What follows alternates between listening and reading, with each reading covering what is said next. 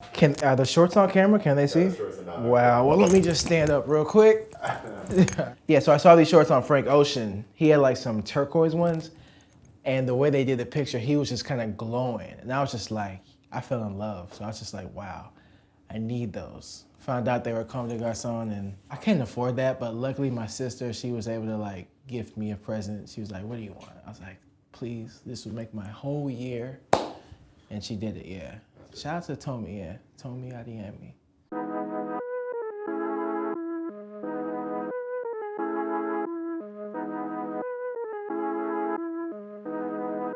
So I started like, as much as we talk about the opportunity in Chicago, sometimes because of where I was, I didn't feel like, I don't want to say I didn't feel like I had much opportunity, but I just couldn't find my way. I couldn't find my like lane.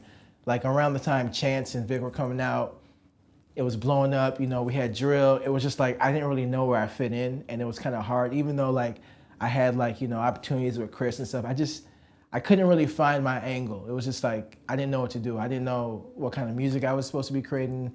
I didn't really have an identity. So at the time I was playing baseball too, and my parents said like, all right, after baseball, like, yo, you gotta figure it out. So they kind of kicked me out, and I was either gonna go to New York or LA. I didn't want to go to New York simply because it was December at the time, and I was like, I'm not trying to be like lost in the city and it's cold. If I'm gonna be lost, let me be in LA, let it be warm or whatnot. So I went to LA and basically kind of found myself and discovered myself, and to the point where I'm like, I was able to be comfortable with myself and like figure out who I was and like start making music and not worry about other people. Because a lot of times, especially in our industry where you're like, you compare yourself to everybody, it's just like, it's hard to just like do you without looking to the left and to the right. Oh man. Despite the couple of people that threw up, there was this one girl, I'll never forgive her. She came with like 5 friends, and her friends were all like talking in the back seat. She was in the front seat, and she kept, I'm gonna turn this way.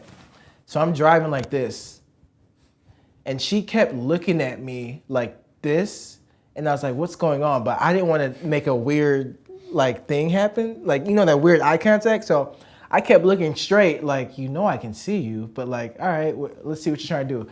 I had a fresh, cold water right there, and she was just plotting on it. And I was like, I know this girl's not trying to take my water. I know this girl, but I didn't want to make a scene. It was like my 3rd day. And honestly, I'm black. There's like a bunch of white girls in my car. I'm just not trying to, I don't know, you know, I don't want to make a scene. I don't want to end up on some news where they say I did something I didn't. So I'm just like, all right, I'm driving, and she's just slowly, it takes her about 5 minutes to do this. She just slowly creeps and takes, I'm like, wow, this girl just took my water. And I'm driving, and then she just puts it back empty, and then just gets out the car like, all right, thanks, bye. So I was like, okay. So I was pretty pissed off. That was my warm water for the night. I have a song called Troop with Smino.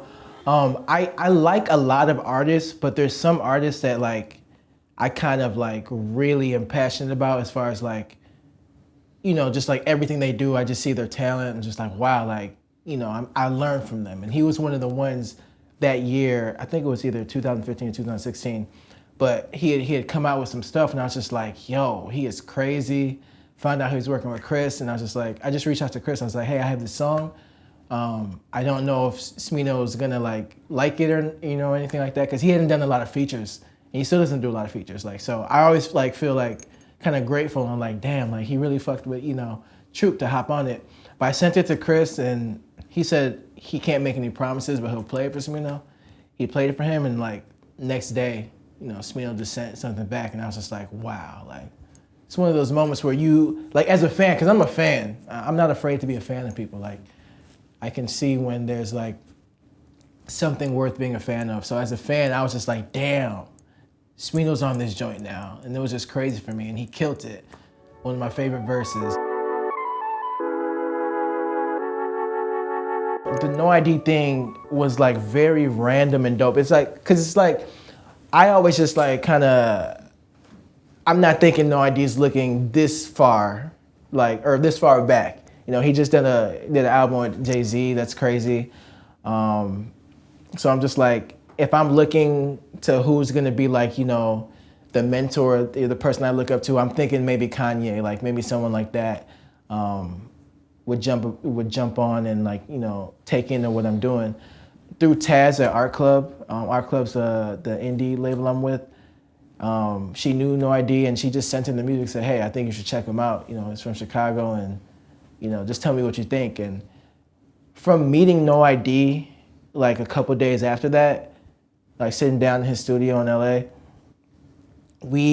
all we talked about was the Chicago shit. It felt like I was talking to family, like someone I always knew. But he told me like he fucked with the music, like, and he fucks with a lot of music that, you know, comes out today. So it's not anything like crazy or surprising for him to fuck with music. But what he saw past the music was the vision. He knew I had a vision just from everything, how everything was packaged, how it was coming. Like he knew that I was like, I had something I was trying to get out, and he appreciated that even more. And that's what, you know, that's what he was buying into. That's why he wanted to work, because there's, like he said, there's so much dope music he could fuck with today. So many dope artists that make, you know, dope shit that he likes, but like, they're missing like the vision. Like, you know, it's not just about songs, you know. What else are you doing to like, to bring yourself to the forefront? What is your brand? So him recognizing that, you know, it just kind of set a light up in my head, like, damn, like, so I'm not crazy, like taking everything so serious. Cause sometimes I'm just like, yo, like, it'd be easier just to like put out this little video, shoot this little video in front of a car on the block, you know, and no disrespect to shit like that, you know, shit like that's needed, but like, there's so much shit I could do that would just be easier, less money, and could just get out faster. But like, I just think it's way more important, and it just feels so much better when you just execute this vision you have and you take your time and you get it out right, so.